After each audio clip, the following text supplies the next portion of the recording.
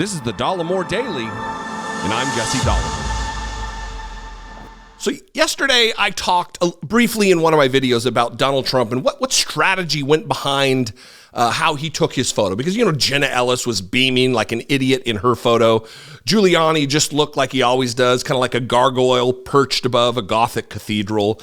And Donald Trump had a dour, sourpuss on his face. And I don't blame him for that. It's a mugshot.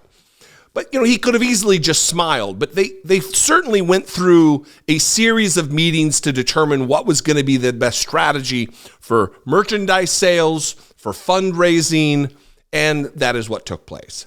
But in those meetings, it's interesting to me that they clearly came up with the phrase that they're just throwing everywhere around and trying to raise money off of, and that's never surrender.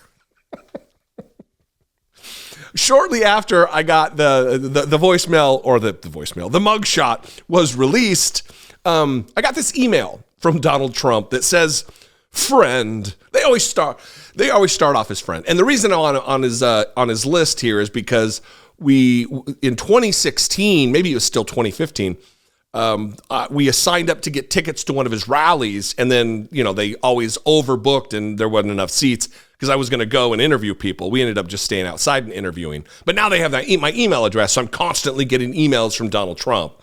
And they all start with friend. Friend, the deep state is trying to turn President Trump into public enemy number one for daring to challenge the corrupt political ruling class in Washington, D.C. They've now even forced him to take an official mugshot to make him look like a criminal in front of the entire world. Is that why? Is that why we take mugshots of every criminal defendant in every case with every arrest that's ever happened? Is that why? It's to make them look like a criminal, or it's just you're being processed. You're in the system.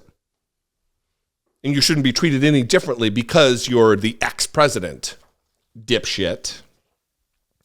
But no matter how much they attack him, no matter how many thousands of years they threaten to jail him as an innocent man, President Trump will never surrender our mission to make America great again. Please make a contribution. Of course, you know it was leading here. Please make a contribution of $47, because he's going to be the 47th president, he hopes, to prove that you will also never surrender our mission. And we'll send you a free t-shirt with President Trump's official mugshot printed on it. It's not free if you're paying $47, is it? It seems that is a glaring miscalculation and a lie. It's like false advertising. I don't know what it would be, but it's the same thing with all these dinners, these private dinners that they're trying to raffle off that no one ever wins. It's along those same lines. And then, of course, here's the merch. Apparently, with all these $47 political donations, they don't have enough money to pay an actual graphic artist to make a t-shirt. They just slapped it on like it's an iron-on, you know, one of those shops in the mall where you can iron on a decal. That's what they've done. Never surrender. It is interesting, though, that they went all through the strategy to say never surrender, yet headline after headline after headline. I mean, really, I stopped getting images of all of these different publications with the headline that says, Donald Trump surrendered. He surrendered. He surrendered. It was curious, though, Fox News didn't have Donald Trump surrendered, although they did with the other defendants. Funny.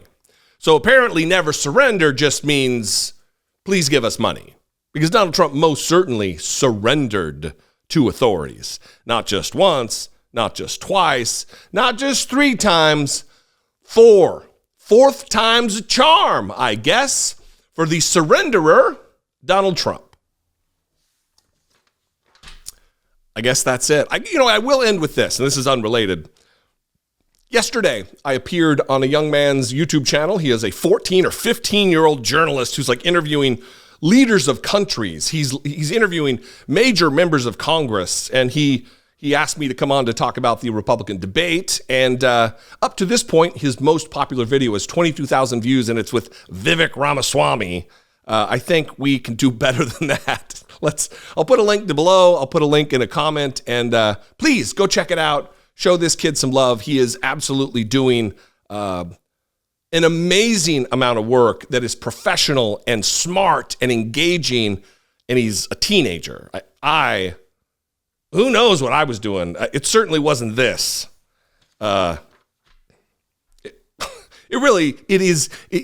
Wyatt. You're making me feel very, very inadequate and insecure about the accomplishments that I've managed to cobble together after 40-some years of life. I appreciate that. Anyway, I also appreciate all of you, and I love your feedback on this. If you have something to say, please share it with me. You can leave me a voicemail, 714-576-4054. You can also email me, daily@dollemore.com. If I do something for you that brings you value, if you appreciate my work, if I'm not just another goofy dumbass face on the internet, please consider supporting the work that we are trying to accomplish on this channel. If you're into that, click the join button below. You can donate $2 a month and become a channel member, or hit the super thanks button, or go over to patreon.com/IDoubtIt podcast. Patreon's great. We do an end of the year gift. There's a lot more involved in Patreon that even YouTube allows us to do. So thank you guys. I appreciate you very much. Follow me on social media. I'm at Dollemore everywhere. Instagram, Twitter, TikTok, Threads, Facebook, at Dollemore. I'd love to see you there. I don't know why I did the finger guns. That's dumb. I'll see you next time. Be genuine. Don't use finger guns. Take care of one another.